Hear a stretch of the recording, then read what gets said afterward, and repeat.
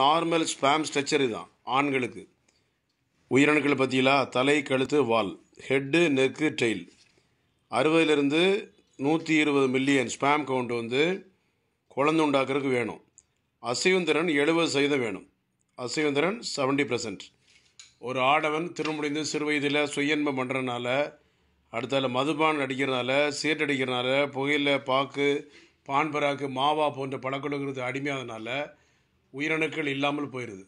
அப்படியே உயிரணுக்கள் இல்லாமல் இருந்தால் கூட ஆண்டனி சித்தாவில் தீர்வு உண்டு. அதில் 60லேருந்து 120 மில்லியன், அசைவுந்திறன் 70%, வேல்யூம் வந்து 2 முதல் 5 ml, வேல்யூம் 2 முதல் 5 ml இருக்கணும். இதுதான் நார்மல் ஸ்பேம் ஸ்ட்ரக்சர், அதாவது ஸ்பேமுடைய நார்மல் மார்ஃபாலஜின்னு சொல்வது.